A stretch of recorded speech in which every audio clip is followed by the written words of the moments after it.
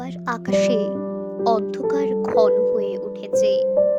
আলোর রহস্যময়ী সহদরার মতো এই অন্ধকার, যে আমাকে চিরদিন ভালোবেসেছে, অথচ যার মুখ আমি কোনো দিন দেখিনি।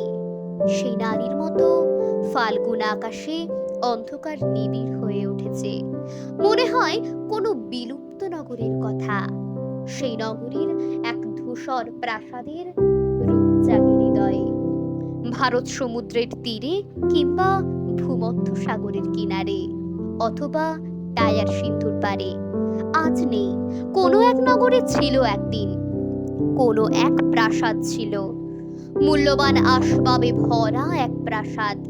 পারস্য গালিচা, কাশ্মীরি শাল, বেরিন তরঙ্গের নিটোল, মুক্তা প্রবাল।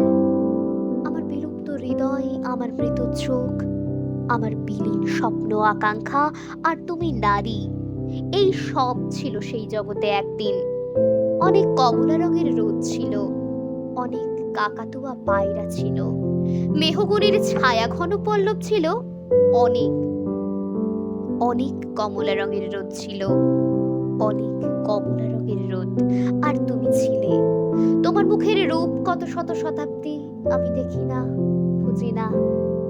ফাল্গুনের অন্ধকারে নিয়ে আসে সেই সমুদ্র পাড়ের কাহিনী, অপরূপ খিলান ও গম্বুজের বেদনাময় রেখা, লুপ্ত নাশপাতির গন্ধ, অজস্র হরিণ ও সিংহের ছালির ধূসর পাণ্ডুলিপি, রামধনু রঙের কাচের জানালা, ময়ূরের পেখমের মতো রঙিন পর্দায় পর্দায়, কক্ষ ও কক্ষান্তর থেকে আরো দূর কক্ষ ও কক্ষান্তরের ক্ষণিক আভাস, আয়ুহীন স্তব্ধতা ও বিস্ময়।